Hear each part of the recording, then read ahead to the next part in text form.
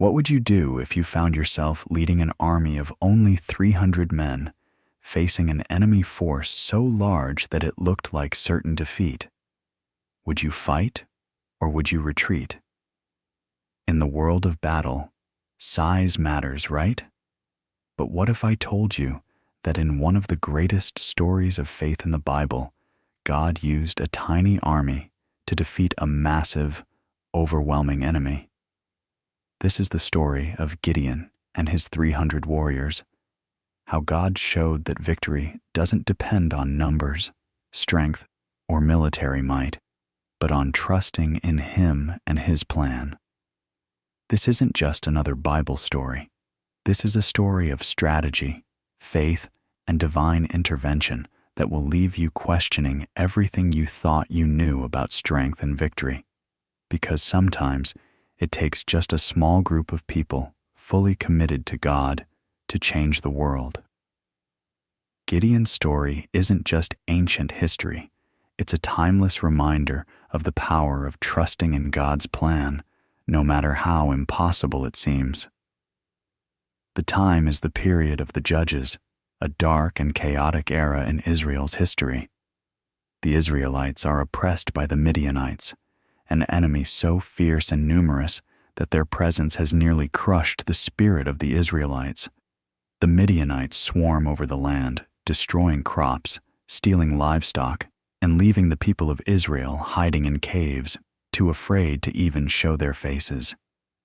For 7 long years, Israel suffers under their rule. They cry out to God, asking for deliverance.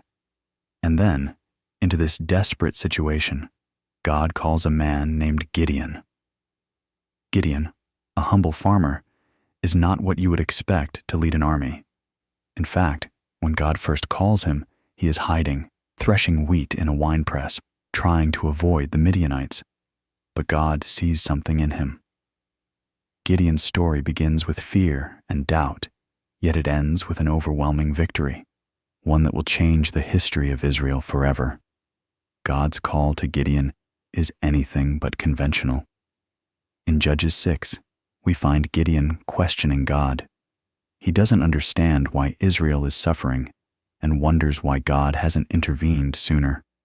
But despite his doubts, God calls him to lead Israel against the Midianites. And just when Gideon thinks this might be a mistake, God tells him something incredible. He will deliver Israel through him, and Gideon is the one chosen to lead them. But there's a catch. God doesn't want the victory to be about Gideon's strength or Israel's military power. No, God has a different plan in mind.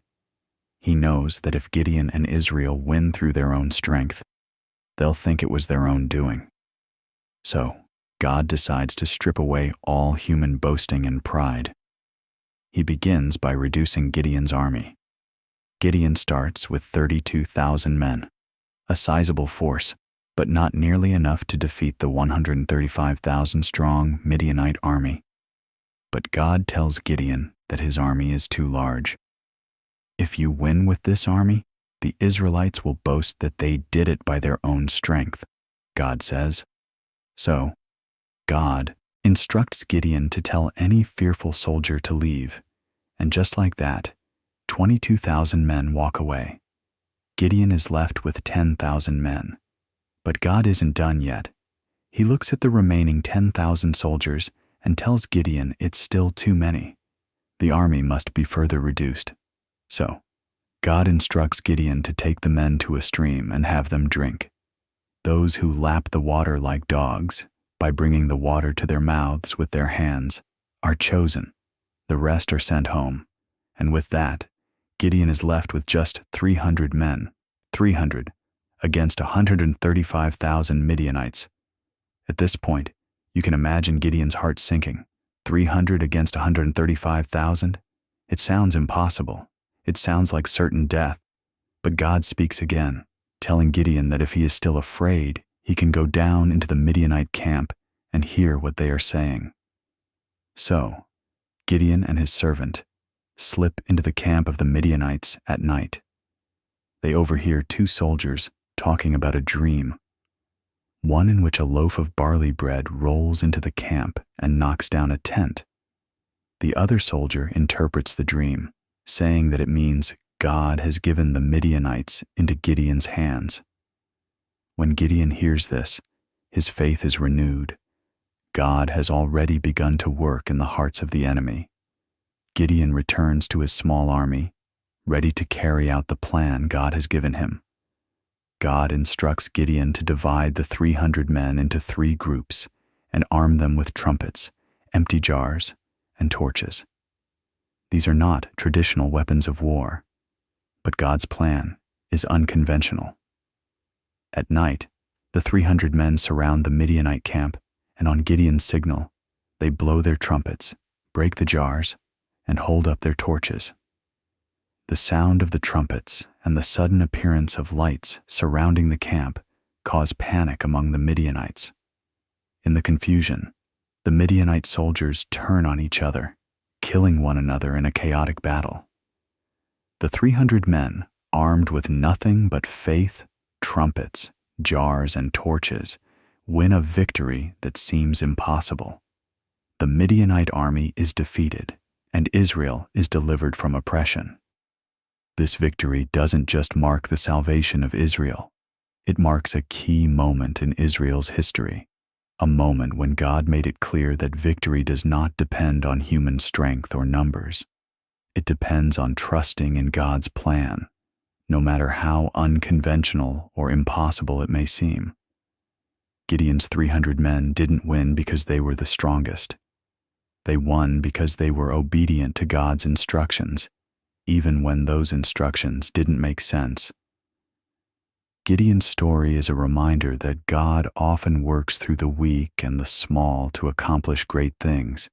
He doesn't need large numbers or powerful armies to bring about his will. All he needs is a willing heart, obedience, and trust in his plan. When we look at Gideon's 300, we see that God's power is made perfect in weakness. So what can we take away from the story of Gideon and his 300 warriors? It's not about our own strength or abilities. It's about God's power, which is always greater than anything we can do on our own. God doesn't need our perfection, our strength, or our resources.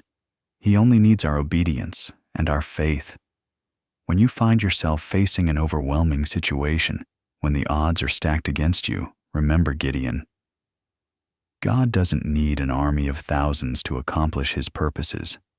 Sometimes he just needs one willing person who trusts him completely and follows his lead.